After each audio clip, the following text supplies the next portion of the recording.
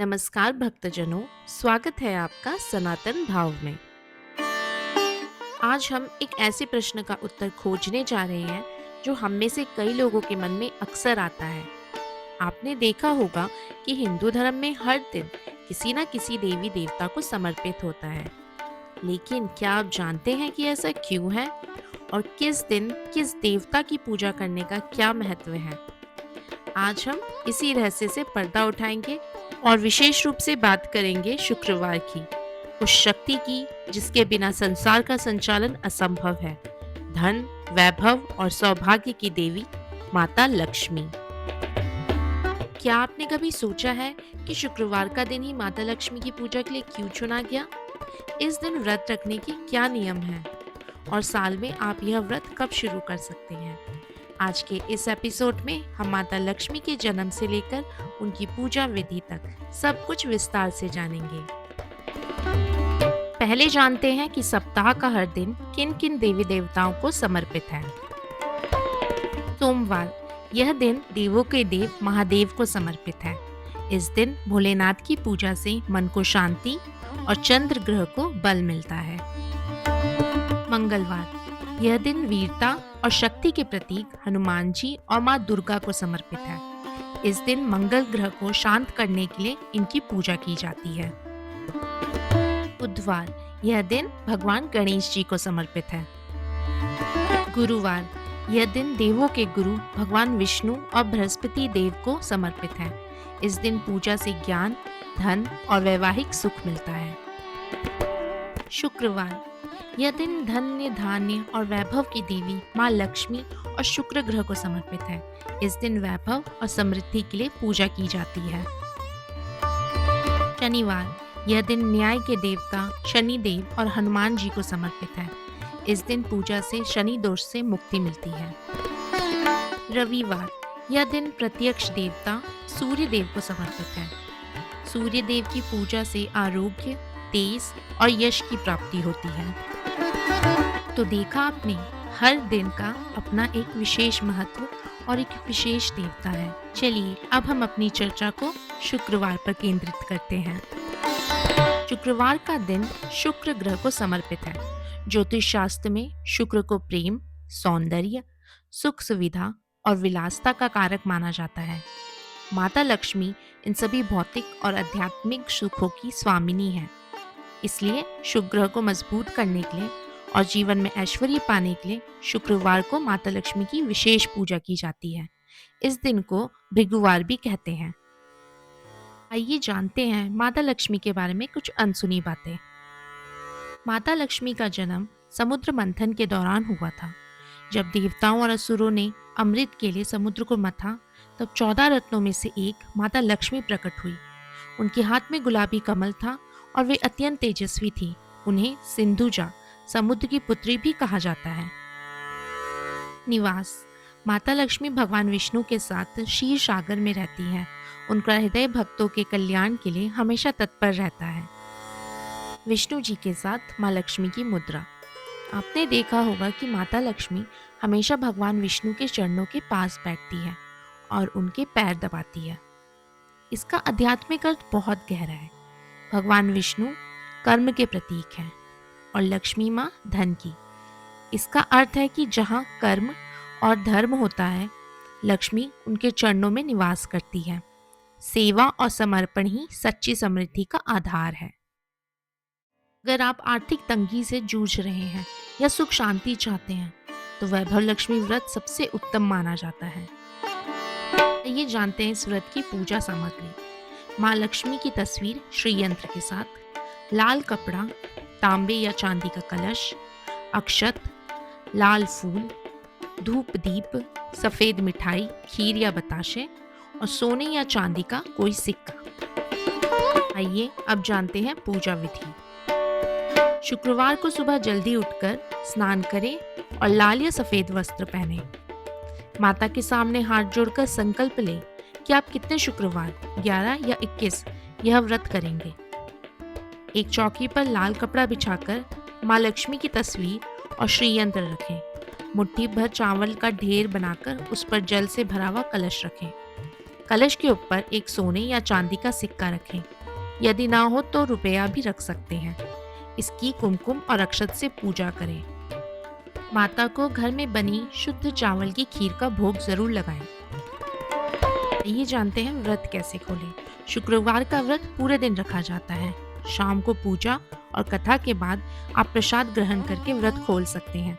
भोजन में शुद्ध सात्विक आहार लें, लेकिन याद रखें इस दिन खट्टा खाना सख्त मना है। भक्तजनों, आइए आप सुनते हैं वैभव लक्ष्मी व्रत कथा। एक बड़ा शहर था। इस शहर में लाखों लोग रहते थे। पहले के जमाने के लोग साथ साथ रहते थे और दूसरे के काम आते थे। पर नए जमाने के लोगों का स्वरूप ही अलग सा है। सब अपने अपने काम में व्यस्त रहते हैं। किसी को किसी की परवाह नहीं। घर के सदस्यों को भी एक दूसरे की परवाह नहीं। भजन कीर्तन, भक्ति भाव, दया, माया, परोपकार जैसे संस्कार कम हो गए हैं। इतनी बुराइयों के बाद भी शहर में कुछ अच्छे लोग रहते थे। ऐसे अच्छे लोगों में शीला और उसके पति की गृहस्थी मानी जाती थी। शीला धार्मिक प्रकृति की थी और संतोषी थी। उसका पति भी विवेकी और सुशील था। शीला की गृहस्थी इसी तरह खुशी खुशी चल रही थी। पर कहा जाता है कर्म की गति अटल है। विधाता के लिखे लेख को कोई नहीं समझ सकता। शीला के पति के अगले जन्म के कर्म भोगने बाकी रह गए होंगे कि वह बुरे लोगों के साथ दोस्ती कर बैठा।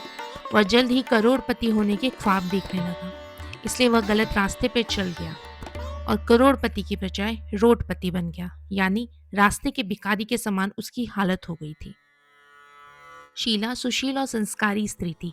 उसके पति के बर्ताव से वह दुखी थी, किंतु भगवान पे भरोसा करके बड़ा दिल रख के सब दुख सहने लगी। कहा जाता है कि सुख के पीछे दुख और दुख के पीछे सुख आता है, इसलिए दुख के पीछे सुख आएगा, यह सोच के पूरी श्रद्धा से शीला प्रभु के कीर्तन में लीन रहती थी। अचानक एक दिन दोपहर के समय किसी ने उसके द्वार पे दस्तक दी। शीला सोच में पड़ गई, मुझ गरीब के घर इस वक्त कौन आया होगा। फिर भी अच्छे संस्कारों वाली शीला ने अतिथि के स्वागत के लिए दरवाज़ा खोला। देखा तो सामने एक माँ खड़ी थी। वे बड़ी उम्र की लग रही थी, किंतु उसके चेहरे पर अलौकिक तेज था। उनकी आंखों मानो अमृत से भरी हो। उनका भव्य चेहरा करुणा और प्यार से झलकता था। उनको देखते ही शीला के मन में अपार शांति छा गई। वैसे शीला इन माँ जी को नहीं जानती थी, फिर भी उनको देख के शीला के रोम रोम में आनंद छा गया। शीला माँ जी को अंदर ले तो आई, पर घर में बैठाने के लिए कुछ नहीं था, अतः उसने संकोच करके फटी हुई चद्दर पर उनको बैठाया। माँ जी ने कहा, क्यों शीला, मुझे नहीं पहचाना? शीला ने मुस्कुराकर कहा, माँ, आपको देखते ही बहुत खुशी हुई, बहुत शांति मिली। ऐसा लगता है मैं बहुत दिनों से आप ही को ढूंढ रही थी, पर मैंने आपको पहचाना नहीं। माँ जी ने हंसकर कहा, क्यों भूल गई? हर शुक्रवार को लक्ष्मी जी के मंदिर में भजन कीर्तन होते थे, तब मैं भी वहाँ आती थी। वहाँ हर शुक्रवार हम मिलते थे। आजकल तो दिखाई नहीं देती, इसलिए मैंने सोचा तुम क्यों नहीं आती, कहीं बीमार तो नहीं हो गई। ऐसा सोचकर मैं तुमसे मिलने चली आई। माँ जी के अति प्रेम के शब्दों से शीला का हृदय पिघल गया। उसकी आंखों से आंसू आ गए। यह देखकर माँ जी शीला के पास आई, उसकी पीठ पर प्यार से हाथ रखा और बोला, बेटी, सुख और दुख तो धूप छांव जैसे होते हैं। सुख के पीछे दुख और दुख के पीछे सुख आता है। धैर्य रखो बेटी, और तुम मुझसे अपनी परेशानियां कहो। तेरे दुख की बात मुझे सुननी है। तेरा मन भी हल्का हो जाएगा, तेरे दुख का कोई ना कोई उपाय भी मिल जाएगा। माँ जी की बात सुनकर शीला ने बताया, माँ, मेरी गृहस्थी भरपूर प्रेम और खुशियों से भरी थी। मेरे पति भी सुशील थे, पर एक दिन यकायक हमारा भाग्य हमसे रूठ गया। मेरे पति बुरे लोगों की संगत में फंस गए। खराब आदत, शराब, जुआ, चरस, गांजा वगैरह, इनकी आदत के शिकार हो गए। हमने सब कुछ खो दिया। अब हमारी हालत भिखारी जैसी हो गई है। माँ जी ने कहा, तुम्हारे सुख के दिन अवश्य आएंगे। तू तो लक्ष्मी माँ की भक्त है। माँ लक्ष्मी जी प्यार करुणा की अवतार है। वे अपने भक्तों पर हमेशा ममता रखती है, इसलिए तू धैर्य रख और माँ लक्ष्मी जी के व्रत कर, इससे सब ठीक हो जाएगा। यह सुनकर शीला के चेहरे पे चमक आ गई। उसने पूछा, माँ, लक्ष्मी जी का व्रत कैसे करते हैं? वह मुझे समझाइए, मैं यह व्रत अवश्य करूंगी। माँ ने कहा, बेटी, वैभव लक्ष्मी का व्रत तो सीधा साधा व्रत है। किंतु कई लोग यह व्रत गलत तरीके से करते हैं, अतः उसका फल नहीं मिलता। कोई भी व्रत करो, शास्त्रीय विधि पूर्वक ही करना चाहिए, तभी उसका फल मिलता है। सिर्फ सोने के गहने की पूजा करने से यदि फल मिल जाता तो आज सभी लखपति बन गए होते। सच्ची बात तो यह है, सोने के गहनों की विधि से पूजन करना चाहिए।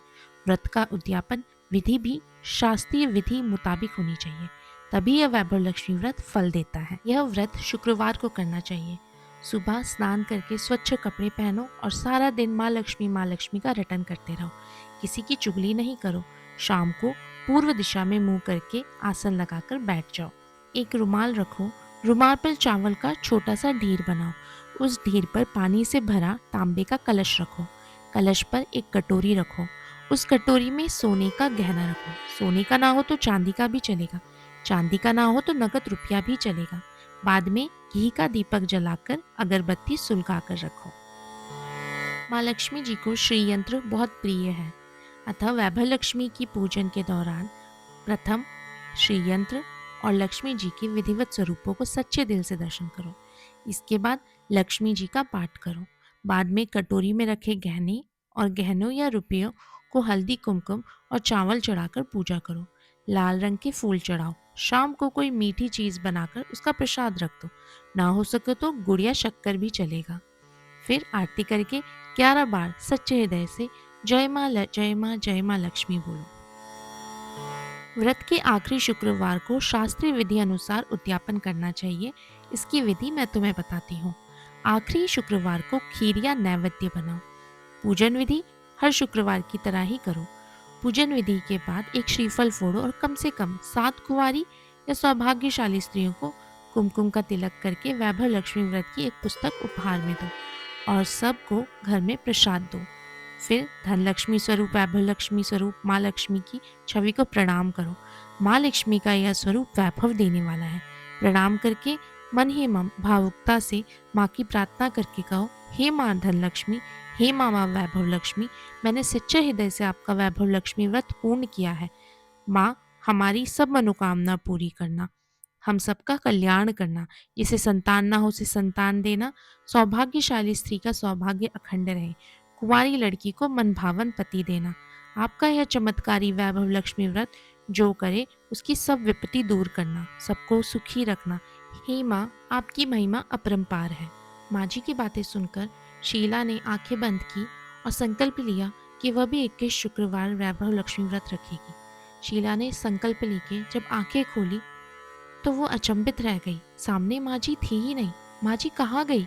वह माँ जी थी या कोई और? वो तो साक्षात लक्ष्मी माँ थी।